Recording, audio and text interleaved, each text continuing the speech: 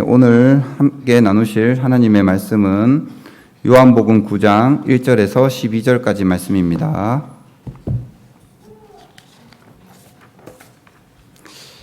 요한복음 9장 1절에서 12절까지 말씀 다 같이 한 목소리로 봉독하도록 하겠습니다.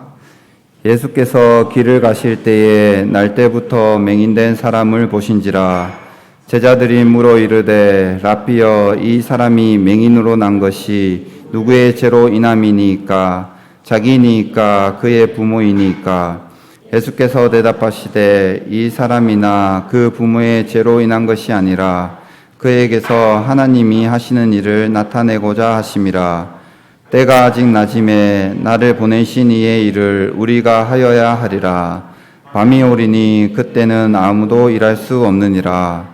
내가 세상에 있는 동안에는 세상의 빛이로다. 이 말씀을 하시고 땅에 침을 뱉어 진흙을 이겨 그의 눈에 바르시고 이르시되 실로암 못에 가서 씻으라 하시니, 실로암은 번역하면 보냄을 받았다는 뜻이라. 이에 가서 씻고 밝은 눈으로 왔더라. 이웃 사람들과 전에 그가 거린인 것을 보았던 사람들이 이르되 이는 앉아서 구걸하던 자가 아니냐? 어떤 사람은 그 사람이라 하며 어떤 사람은 아니라 그와 비슷하다 하거늘 자기 말은 내가 그라 하니, 그들이 묻되 그러면 내 눈이 어떻게 떠졌느냐? 대답하되 예수라 하는 그 사람이 진흙을 이겨 내 눈에 바르고 나더러 실로암가에 가서 씻으라 하기에 가서 씻었더니 보게 되었노라. 그들이 이르되 그가 어디에 있느냐? 이르되 알지 못하노라 하니라. 아멘. 오늘은 김세일 담임 목사님이 캐나다로 가셔서 오늘 제가 말씀을 전하게 되었습니다. 그래서 오늘은 저의 신앙의 여정을 담아 간증으로 말씀을 전해볼까 합니다. 오늘 읽었던 이 실로암에서 소경을 고치신 이 사건은 우리가 너무 잘 아는 그런 내용의 본문입니다. 우리가 미션스쿨에서도 교회에 안 다니는 학생들이 다른 찬양은 다 몰라도 실로암이라고 하는 찬양은 아이들이 다 알고 있습니다.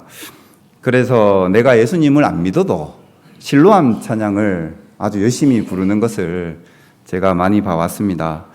그런데 이제 중요한 것은 그 찬양의 가사와 내가 얼마나 상관이 있느냐는 것이죠.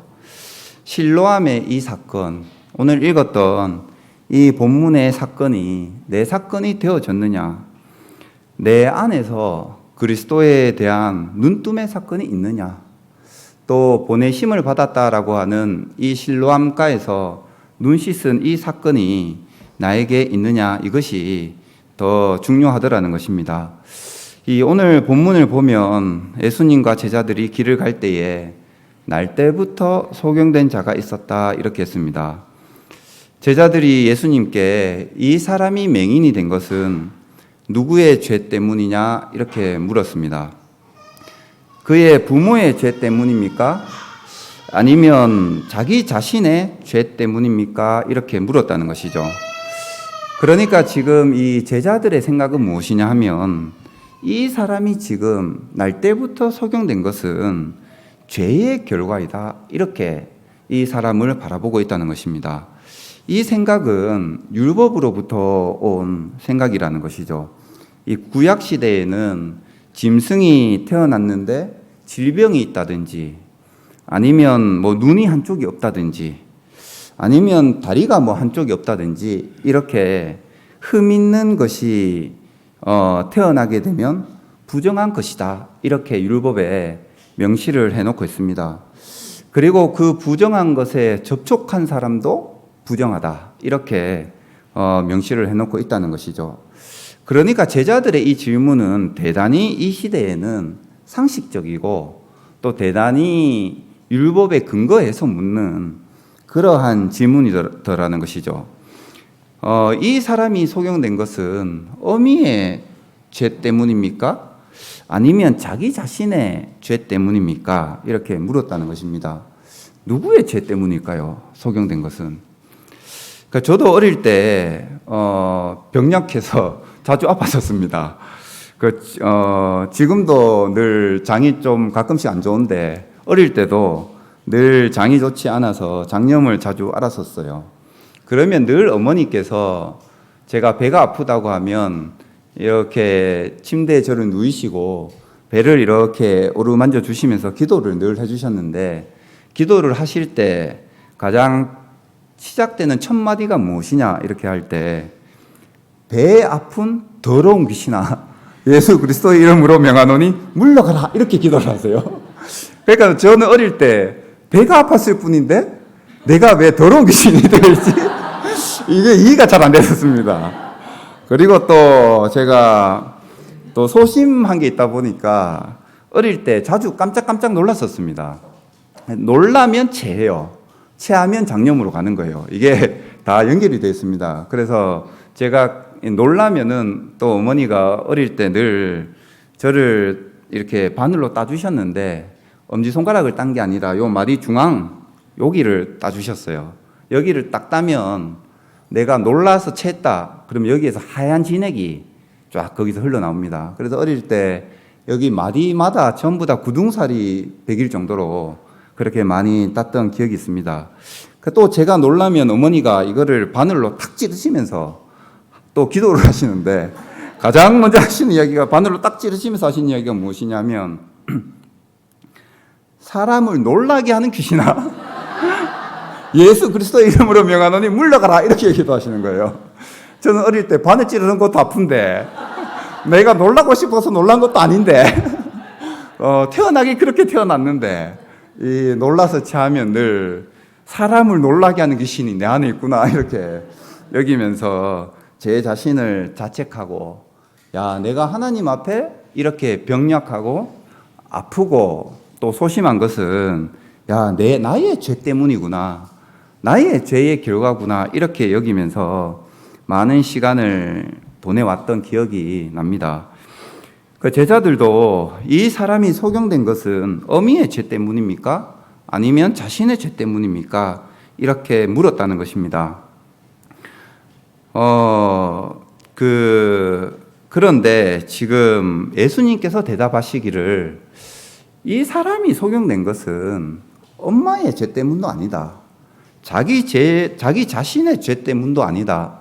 그러면 왜 이 사람은 날 때부터 소경된 것이냐 할 때에 바로 하나님이 하시는 일을 나타내고자 합니다. 이렇게 말씀하셨다는 것이죠. 그러니까 지금 제자들은 사람의 관점에서 이 소경된 자를 바라봤다면 예수님은 지금 하나님의 관점에서 이 소경을 바라봤다는 것입니다. 제자들은 지금 땅의 일을 가지고 이 소경된 자를 바라봤다면 예수 그리스도는 하나님의 일이 무엇인가라고 하는 이 관점으로 이 소경된 자를 바라보게 되었다는 것입니다. 이 관점이 전혀 달라진 결과 이 소경에게서 하나님의 일이 시작되었다는 것이죠.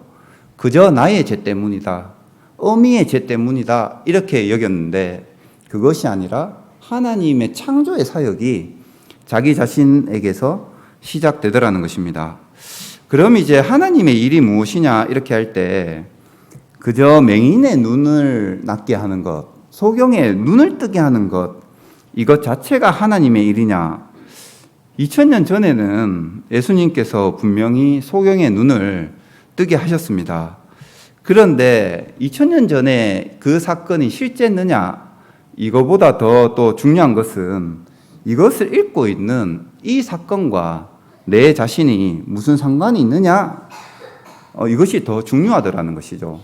소경이 눈 뜨는 것과 내가 무슨 상관이 있을까요?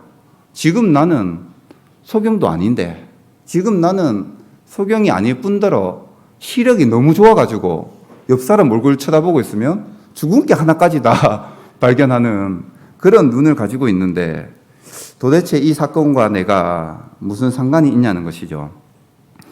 그저 육신의 눈을 뜨게 하시는 것, 이것은 그림자와 같은 것이라는 겁니다.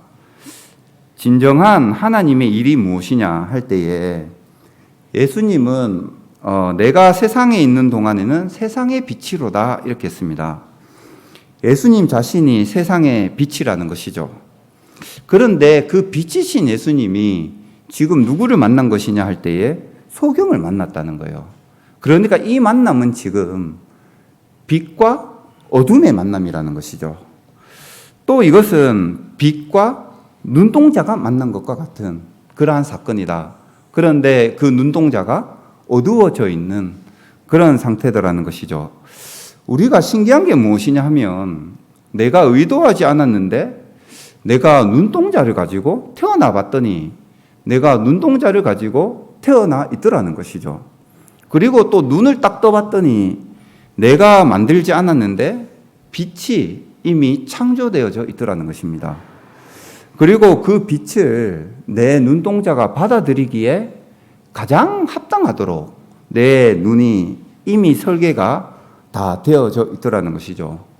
그래서 빛의 양이 많을 때는 이 눈이 저절로 조리개를 좁히듯이 내 눈을 좁혀서 빛을 작게 받아들이고, 또 빛의 양이 너무 적다, 이렇게 어둡다 이렇게 할 때는 내 눈의 조리개를 열어서 빛을 내 안에 받아들이도록, 이렇게 내가 의도하지 않았는데 내가 태어나 봤더니 이미 빛이 있고 또 나는 눈동자를 가진 자로 그렇게 태어나 있더라는 것입니다. 이 내 육체의 눈이 시력이 아무리 좋아도 모든 사람은 다 그리스도의 빛 앞에서는 다 소경이라는 것이죠. 우리가 문맹이 있죠, 문맹. 내가 아무리 눈을 뜨고 있어도 글 앞에서는 내가 소경된 자라는 겁니다. 버젓이 같이 눈을 뜨고 보고 있는데 내가 글에 대해서는 소경이라는 것이죠. 요즘은 보니까 새로운 문맹이 있는데 금융 문맹이라고 있더라고요.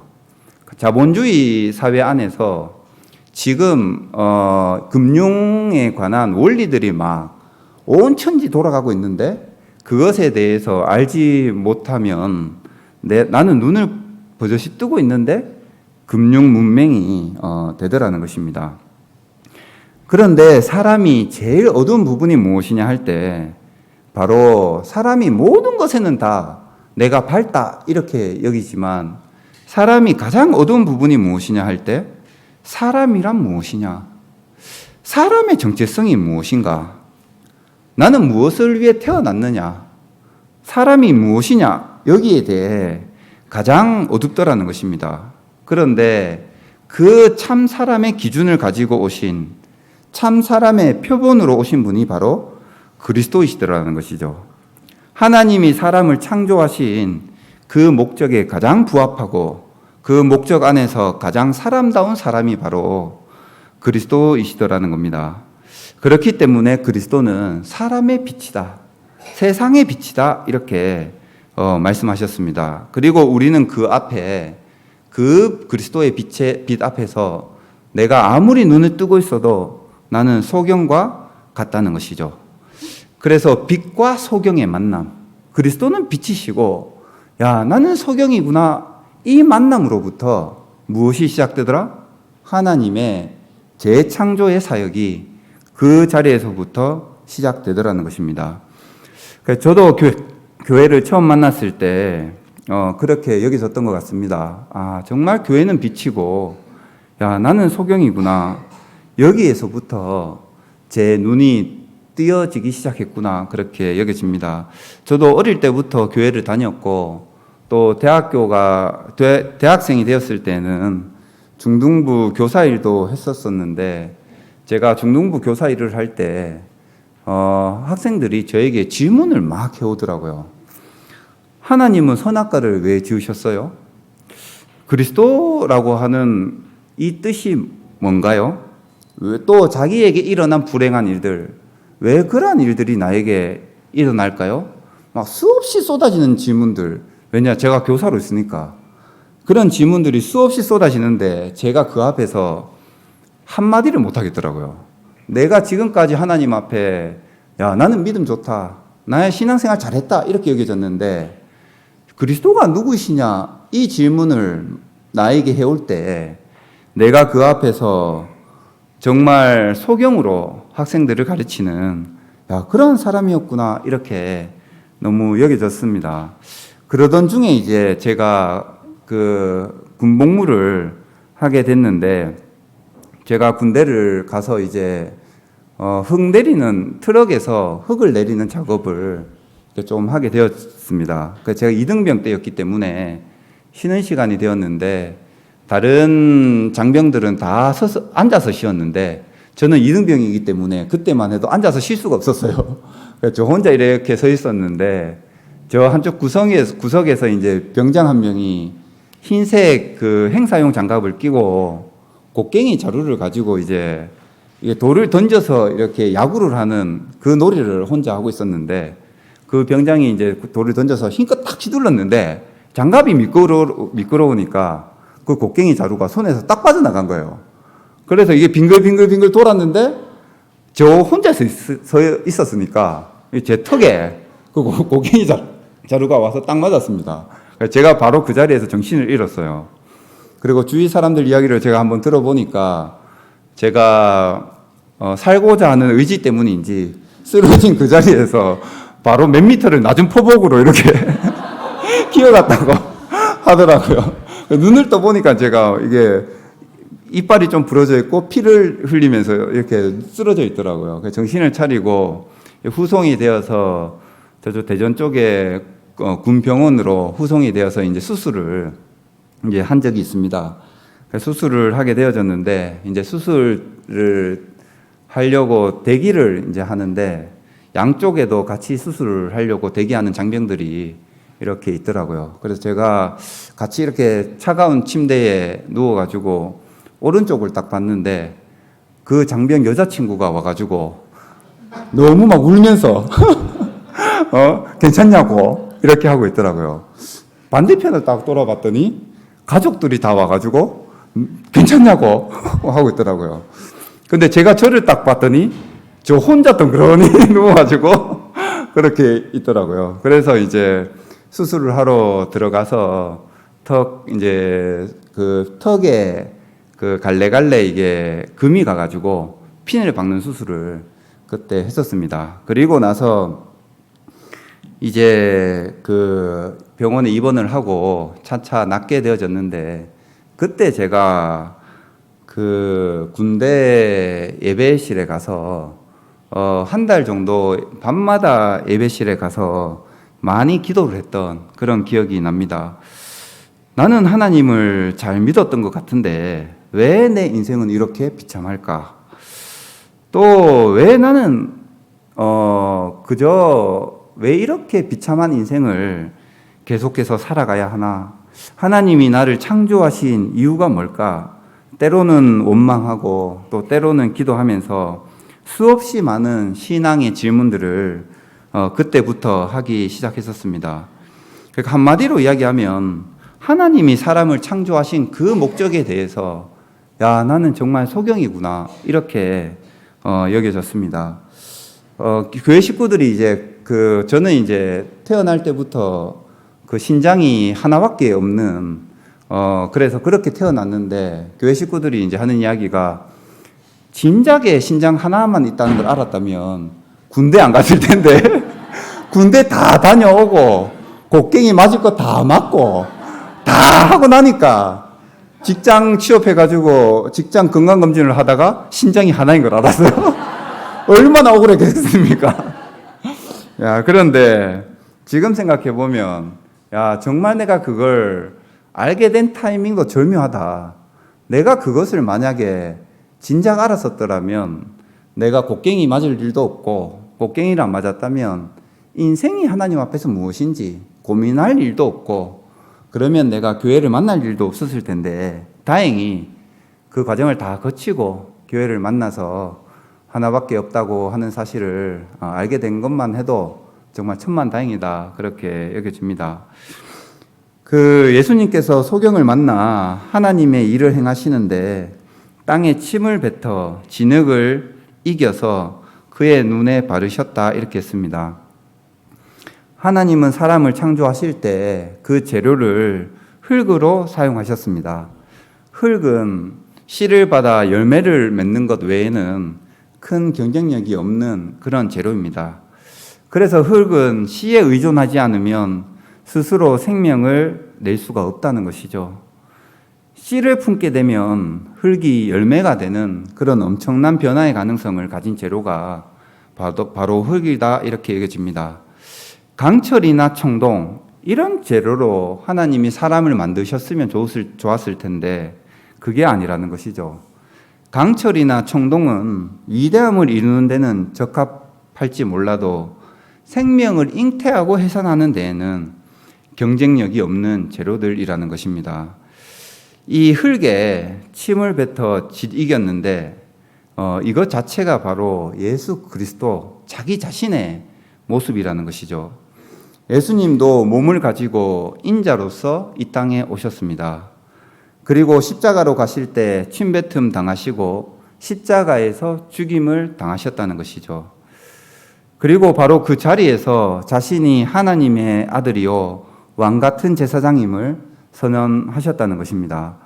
그리고 이 운명이 모든 사람의 운명이다 하는 것을 선언하셨습니다. 그러니까 이것을 이제 신학 용어로 이야기하면 성육신 계시다 이렇게 했죠. 몸을 입고 오신 그리스도, 그분이 바로 하나님의 아들이시다. 이 침뱉은 진흙을 이겨서 소경의 눈에 발랐더니 그 눈이 떠지더라는 것입니다. 저도 제 눈에 수많은 성현들의 가르침을 제 눈에 발라봤습니다. 성현들의 위대한 가르침. 그 중에서도 저는 이제 사회복지 일을 해봤기 때문에 슈바이처라고 하는 이런 위인들의 가르침도 제 눈에 발라봤습니다.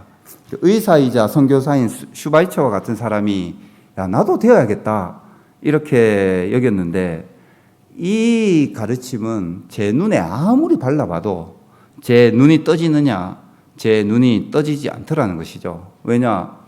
일단 나는 내 자신을 가만히 들여다보니까 슈바이처가 되려고 하면 일단은 의사가 되어야 돼. 의사가 돼야 되는데 내가 내 자신을 아무리 정직하게 생각해봐도 내가 의사가 될 만한 사람이냐 했을 때 의사가 될 수 없는 그런 사람이라는 것이죠. 그리고 또 조금 더 양보해가지고 그러면 나는 이제 마더 테레사 같은 사람이 돼야 되겠다.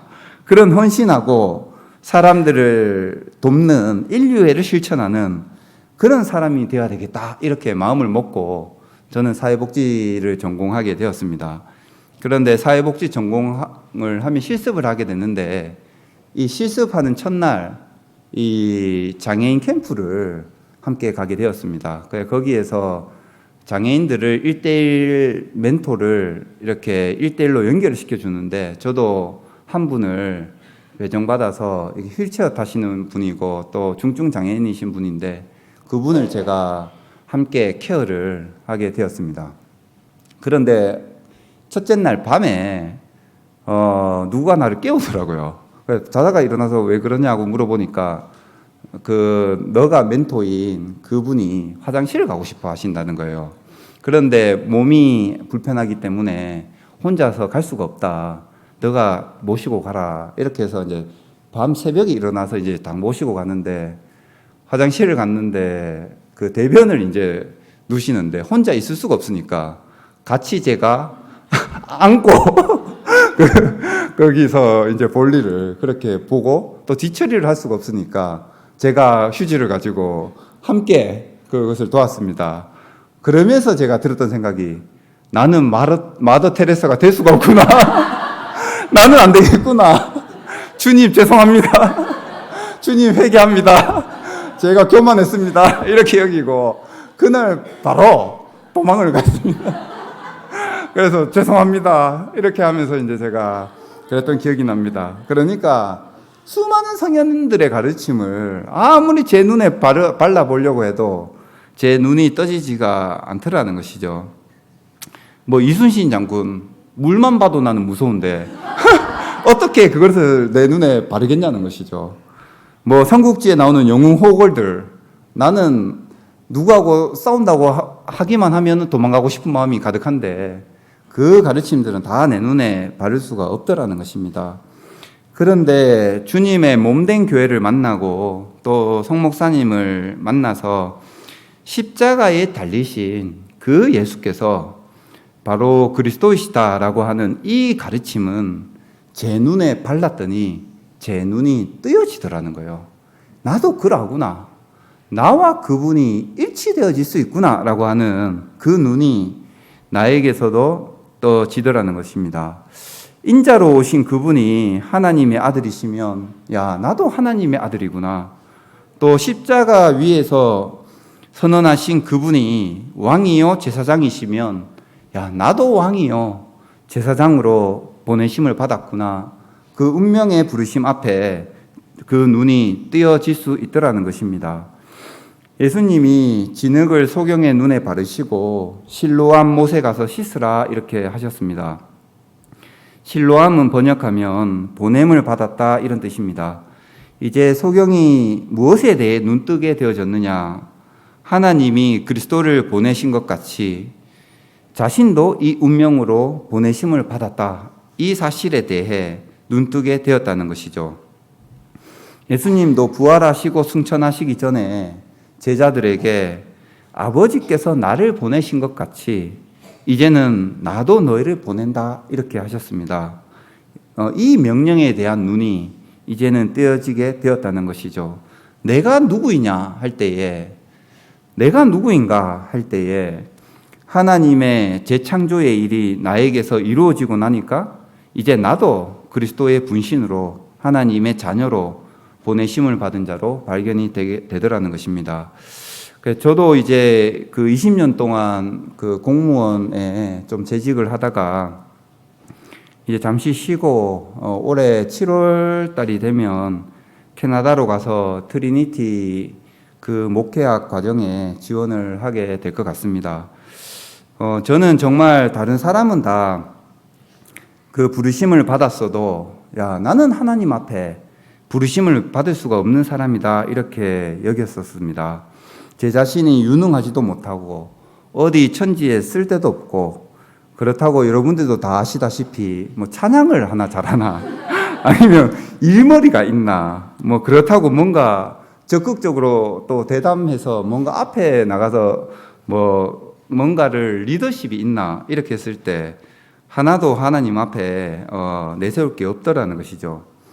제가 처음 교회를 만났을 때 얼마나 두려움이 많은 사람이었느냐 하면 이제 형제들하고 같이 축구를 할 때 축구를 오래도록 교회 식구들과 함께 했는데 1년, 2년이 지나도록 이제 성경 목사님이 보실 때 목사님이 보시니까 금범이는 저는 축구를 하는데 절대로 슛을 안 때리더라는 거예요. 골문 앞이 텅텅 비어 있어도 슛을 때려야 되는데 슛을 안 때리고 옆에 사람에게 패스를 하더라는 거예요. 지켜보니까 1년 동안 그거를 아무도 없는데도 슛을 때리지 않고 패스를 하니까 목사님이 그때부터 축구장만 가면 저에게 저 멀리 계셨어도 금범아 슛을 때려야 된다 이렇게 많이 외치셨습니다. 그런데 그때만 해도 제가 슛을 때리면 내가 안 들어갈 것 같으니까 그저 옆 사람에게 패스만 하고 이렇게 했었는데 하루는 이제 성 목사님하고 제가 다른 편이 되어서 목사님이 저를 수비를 하고 제가 공을 가지고 있게 되는 그런 장면이 있었습니다. 목사님이 제 바로 앞에 있었고 제가 드리블을 해가고 있었는데 목사님이 그때도 금범아 슛을 때려라 이렇게 하시더라고요. 1년 동안 순종을 안 하다가 제가 슛을 때리라고 하시니까 그때 갑자기 예 하면서 슛을 때렸습니다. 그런데 제가 지금 생각해 보면 제 평생에 그렇게 임팩트 있는 발등 중앙 정확하게 맞는 그런 슛은 내 평생에 없었다. 그렇게 여겨질 만한 슛을 딱 때렸는데 그때 목사님이 제 바로 앞에 수비를 하고 계셨어요. 그러니까 그 공이 어디를 향해 갔느냐 했을 때 목사님이 수비를 하시다가 맞아서는 안 될 곳에 맞으셔서 그 자리에서 바로 쓰러지셨습니다. 1년 동안 순종을 안 하다가 갑자기 왜 그런 상황에서 순종을 했는지 모르겠는데 슛을 때리라고 하니까 슛을 때렸죠. 그러면서 이제 목사님이 한참 동안 일어나시지를 못하다가 한참 동안 누워 계시다가 몸을 좀 추스리시고 이렇게 일어나시면서 저에게 말씀하시더라고요. 이렇게 엄지척을 탁 날리시면서 그래 금범아, 남자는 슛을 때려야 된다. 남자는 슛을 때려야 상남자가 된다고, 이렇게 잘했다고. 저는 목사님한테 혼날 줄 알았는데 칭찬을 그때 받았던 그런 기억이 납니다. 혹시 그 죽은 시인의 사회를 보셨는지 모르겠는데, 이 죽은 시인의 사회를 꼭 한번 보시기를 추천을 해드립니다.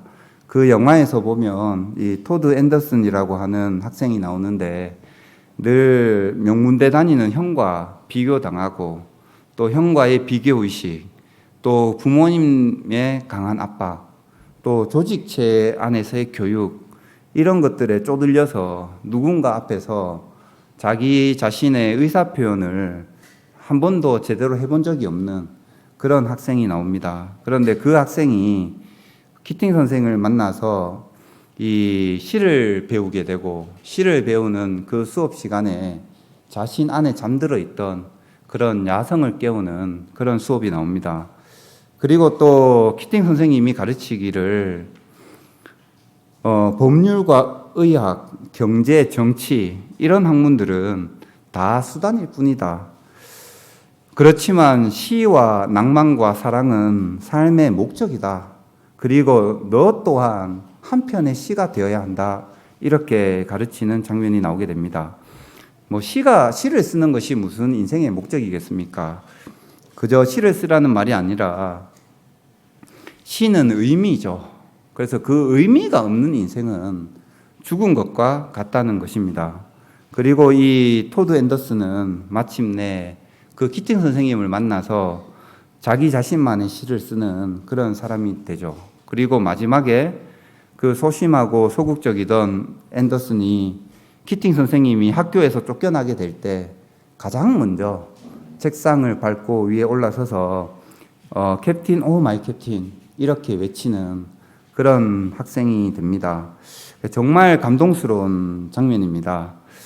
저도 늘 나는 두렵고 내세울 것이 없고 하나님 앞에 쓰잘데기 없다, 그렇게 여겼었는데, 그래서 나는 하나님 앞에서 부르심을 받지 못하는 자다, 그렇게 여겼습니다. 그러나 주님의 몸된 교회를 만나 연약한 우리 육신을 가진 사람이 하나님의 아들이요 왕 같은 제사장으로 부르심을 받았다라고 하는 이 부르심 앞에 동참하지 않을 수가 없습니다. 그리고 만나는 사람마다 연약한 우리 인생이 하나님의 아들이고 또 왕이요 제사장이다라고 하는 이 사실을 외치지 않을 수가 없습니다. 그래서 신학을 하느냐 안 하냐 하는 것은 중요한 문제가 아닙니다. 그리스도께서 침뱉은 진액을 짓 이겨서 소경의 눈에 바르시고 실로암가에서 씻으라고 하신 이 사건이 우리 안에 있다면 우리도 다 보내심을 받은 자로 발견되어지게 될 것이다. 그래서 내 안에 나를 보내신 분의 그 목소리, 그 외침이 다들 들리시죠? 저는 그렇게 들렸습니다. 금범아, 슛 때려라. 남자는 골을 넣어야 한다. 이렇게 저 안에서는 그 부르시는 자의 목소리가 저 안에서는 그렇게 들려지게 되었습니다. 그래서 먼저는 하나님의 재창조 사역이 우리 안에서 이루어지고 또 마침내 우리도 그 부르심 앞에 눈이 다 떠지는 그런 밝음을 가진 자들이 되기를 소망하게 됩니다. 그리고 마침내 영광스러운 그리스도의 직임에 함께하는 우리 교회 성도들이 또 다 되시기를 소망하면서 말씀을 마치도록 하겠습니다. 기도하겠습니다. 오늘도 귀한 말씀을 허락해 주셔서 감사드립니다. 연약하고 늘 모순된 우리 인생을 그리스도의 직임 가운데로 불러주셔서 또한 감사드립니다. 날 때부터 소경된 자가 주님을 만나 먼저 하나님의 일을 경험하고 이제는 자신이 만난 그리스도가 누구이신가 하는 것을 담대히 증언했듯이 우리도 그리스도를 영접함으로 우리의 영적인 안목이 뜨여지기를 원합니다. 우리도 다 하나님의 아들로 부르심을 받은 자들로 발견케 하여 주시고 그리스도의 이름으로 무엇이든지 구하면 다 이루겠다고 하신 그 주님의 명령을 믿고 늘 그리스도의 이름을 구하고 기도하는 우리 모두가 되게 하여 주옵소서. 거룩하신 예수님의 이름으로 기도드립니다. 아멘. 네, 찬송가 360장 찬양드리겠습니다.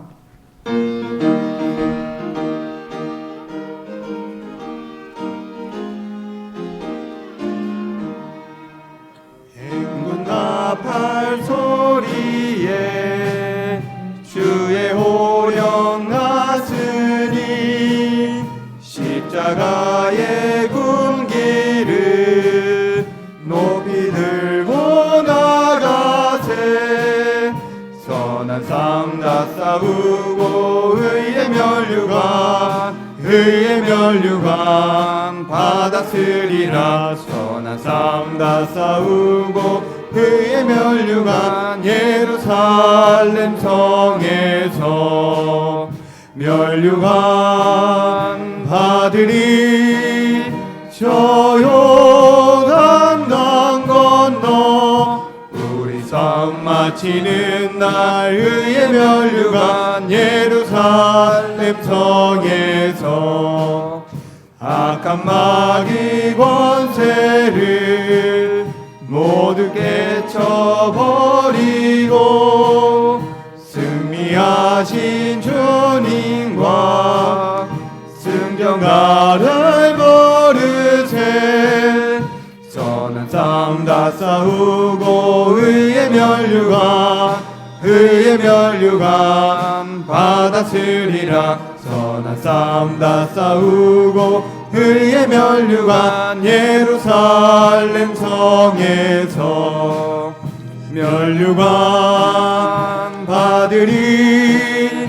저 요단강 건너 우리 삶 마치는 날 의의 멸류관 예루살렘 성에서 달려갈 길 다 가고 싸움 모두 마친 후 주와 함께 기쁨을 용사들아 누리세.